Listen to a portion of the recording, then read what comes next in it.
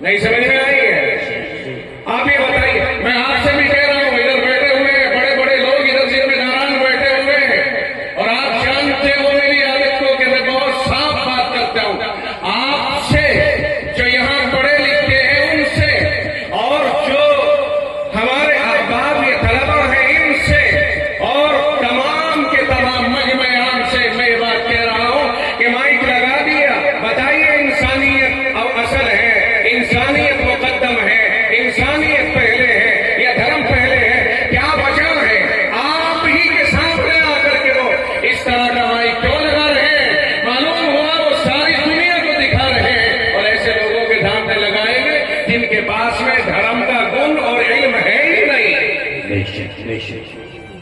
اس کے بعد میں وہ اپنی اسپیچ دیتے ہیں، وہ دھرم کے ٹھیکیدار بن جاتے ہیں۔ اس وقت میں انہیں یاد ہونا چاہیے کہ ایک طرف قرآن کریم ہوگا، دوسری طرف سارا جہان ہوگا، سارا جہان ایک طرف، قرآن کریم ایک طرف۔ ہم قرآن کے سامنے، اللہ کے حکم کے سامنے کسی دوسری چیز کو ترجیح دینے کے لیے ہرگز تیار نہیں ہے۔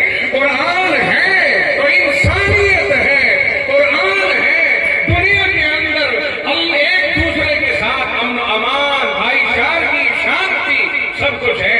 اور اگر قرآن ہی نہیں ہے تو پھر دنیا میں کچھ بھی نہیں ہے۔ جب تک دنیا میں قرآن ہے یہ دنیا ہی باقی ہے، اور اگر دنیا میں قرآن نہیں ہوگا تو دنیا ہی ختم کر دی جائے گی۔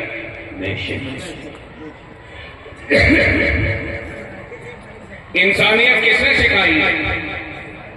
آپ ایمانداری سے بتائیے، آپ جا کر کے سن رہے ہو یا غفلت میں سن رہے ہو؟ انسانیت کا درس کس نے دیا ہے؟ قرآن۔ آپ ذرا ہاتھ اٹھائیے، میں آپ سے ایک مرتبہ یہ جان لوں کہ آپ اس کی شہادت دیتے ہیں کہ نہیں کہ انسانیت کا سبق کس نے دیا ہے؟ قرآن کریم نے دیا ہے۔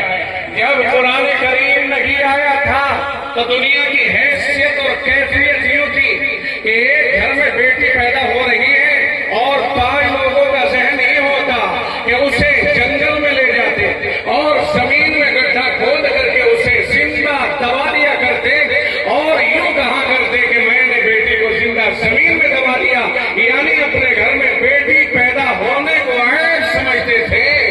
جب تک قرآن نہیں آیا تھا تو بیٹیاں نہیں سمجھی جاتی تھی، اور ماں کا کوئی مقام نہیں تھا، باپ کا کوئی مقام نہیں تھا۔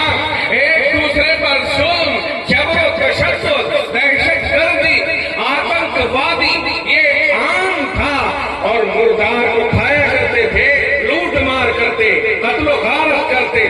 کوئی قافلہ اگر نکل کے اپنے گھر سے تجارت کے واسطے جا رہا ہو تو اسے راستے میں لوٹنا اپنے آپ کے لیے کوئی برا نہیں سمجھتے تھے۔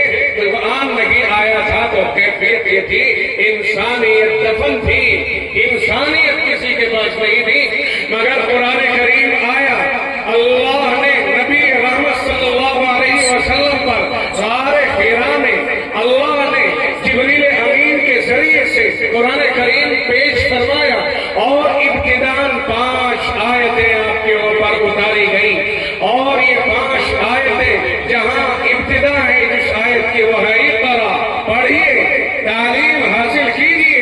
دیکھیے کائنات کا سردار ہے، کائنات کا دلارا ہے، امام الانبیاء ہے، اور ایک مرتبہ اللہ نے تمام پیغمبروں کو بیت المقدس میں جمع فرمایا، اور جناب محمد رسول اللہ صلی اللہ علیہ وسلم کو ادھر مکہ مکرمہ سے جبریل امین کے ذریعے سے بیت المقدس پہنچوایا، اور اللہ کی طرف سے حکم ہوتا ہے کہ ان سارے نبیوں کو آپ امامت کرائیے۔ سب نبیوں کا نبی بنا کر اللہ نے آپ کے مرتبے کو کائنات میں اعلیٰ اور بالا فرمایا۔